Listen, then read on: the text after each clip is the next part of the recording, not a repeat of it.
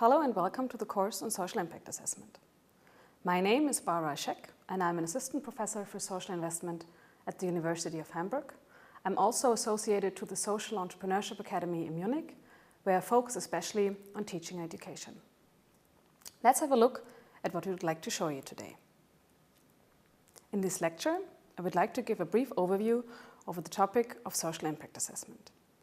I will firstly give a general overview why it is so difficult to assess social value creation. In a second block, I'd like to introduce you to the concept of the impact value chain.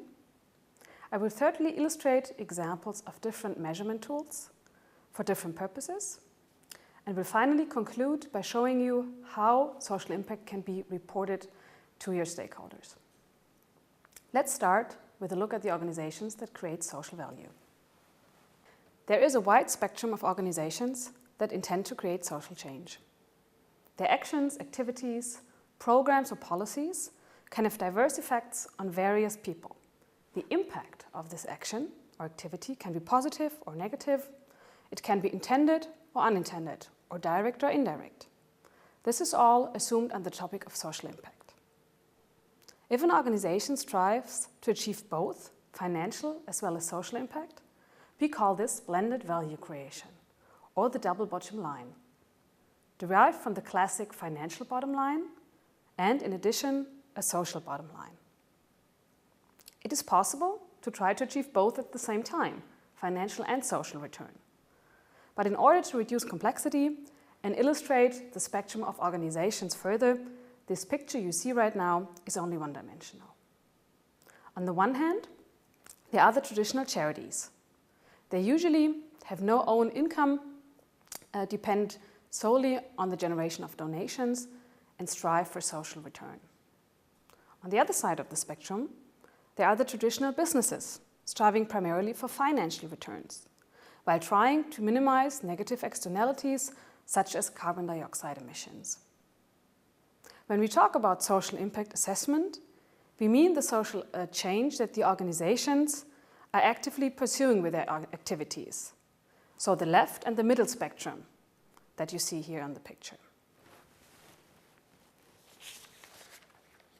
So it seems obvious in logic that the objectives of social ventures are different, with social change as a primary goal, as opposed to traditional businesses that have financial return as a primary goal. And the discussion about social impact, what it is not, is as old as these organizations itself. Recently, however, we can observe an increased discourse on the topic. Whereas evaluation has a long tradition in classic development aid, the idea of determining the effect of certain activities or programs has been introduced here in the 1990s. In the public sector, this development is called New Public Management, which promotes at its core that public procurement should be based on results and not only on costs. At the same time, the modern welfare state has suffered severe crisis, and public budget cuts have been introduced on a wide scale. Traditional philanthropy has been increasingly professionalized, and new financing instruments such as venture philanthropy have been developed. We've seen a new generation of donors coming especially from the IT world, and at the same time, the social entrepreneurship concept has been developed. So there's increasing accountability of nonprofit organizations towards a multitude of stakeholders. And this has been reinforced by a wide area of charity scandals we have observed in the last years. So what is the situation at the moment? Well, right now, social entrepreneurs feel completely overburdened with the topic of social impact assessment. They're confused and frustrated because there are so many possibilities and so many requirements by their stakeholders. And for new actors in the scene, this constitutes a high entry barrier because they don't know how to assess and report their social impact.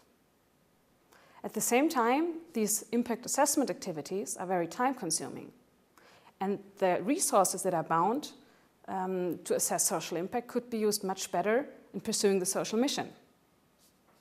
Also, different reports for different funders with little attention to outcome and focus on costs constitute extensive reporting burdens for the social entrepreneurs. On the other side, the funders, they hesitate to invest money because the information that they get from the social enterprises is very poor and also focused only on costs and not on results. The different reports are not comparable. They are based on different requirements, and that leads to the fact that also high-performing organizations have difficulties to obtain money. So at the very end, funders think that maybe the risk is too high to invest in social organizations, and this low transparency leads to low appetite and hesitant funding for social organizations. So if it is so difficult, why do we need it at all? Well, there are two sides or two advantages of social impact assessment. There is a wide area, first of all, for internal purposes. The social enterprise obtains clarity about its own logical model. It can use impact assessment as a strategy and monitoring tool, can use it as a basis for organizational development, improvement of its own services, and can use the resources it has at its disposal more effectively. On the external side, social impact assessment can enhance your fundraising chances because the reporting towards existing investors can be improved and new investors can be attracted. And social impact assessment can be used for marketing and public relation purposes. However, impact assessment is not so easy. First of all, the nonprofit sector is very heterogeneous. A lot of different organizations with different objectives, different approaches, different services are acting in the sector. Then there's the large question of what constitutes success. When is a program really achieving social change? What is social performance? And social return is often of a very qualitative nature. So it's the improvement of a child's life. It's more happiness. And it's very subjective. For some people, some certain change is very social. For others, it's the contrary. So what is really social performance? And there's something called the attribution problem. As there are many actors on the scene, it is not really clear who is really responsible for this positive social change. So to whom can the social performance be attributed? And last but not least, societal change often has very long, only comes true after a very long time. So it's difficult to track developments over 20, 30 or 40 years. So how can we try to grasp social impact? There's one model, theoretical model, it's called the impact value chain, that has been developed to try to systemize the idea of social value creation. It all starts with inputs. Inputs are everything that goes into the activities, everything that's used for creating societal change. That can be money, of course, but also time donated by volunteers, or in-kind donations, such as the provision of office space, computers, etc., that are given to the organization for free to work with. Then something happens, the activities. Something is done with these inputs in order to create so-called outputs. These outputs are the direct results that can be measured. Imagine an initiative that tries to help immigrant children to become better in school and hence to be better integrated into German society. They use money they get from the parents, rooms that schools provide for the classes, and a lot of voluntary work to provide services in the afternoon for these children. So the classes are the activities, and the direct results of these classes that can be measured are, first of all, the number of people that participate. So how many students participate in the program, how many voluntary teachers participate, the number of activities that are being conducted, so how many classes are offered, and the number of institutions that participate. How many schools, for example, offer these classes? But does this say anything about the social change the program intends to generate? Is this an indicator of a better integration of these children? I'm sure you'd agree that this is not really what constitutes the social change. And this overall societal impact or social change is called outcome. So what really happens with these children? Are they better off? Are they better integrated? Are they happier? And then there's the attribution problem at the very end. So all the societal change that happens to these children, can this be attributed to this program? And that's where the last part of the process is important. So from this overall societal change, you would theoretically have to deduct everything that would have happened anyways. So the change induced by the school or by a good teacher or by the parents that help the children. And then you would derive the impact, so the specific societal change contributed by this organization. That's the theoretical model of the impact value chain. There are different tools to assess really this impact. So the specific contribution to societal change. They vary in the efforts and the resources needed to assess them and in the explanatory power that they have. Here are just some examples. The very basic level of impact assessment would be anecdotal evidence. So you ask these children, do you feel better? Do you feel more accepted or integrated? And the most elaborate way would be a randomized control trial or a proof of the savings to society, where you could calculate what a better integration of these children really contributes to society at the most macro level.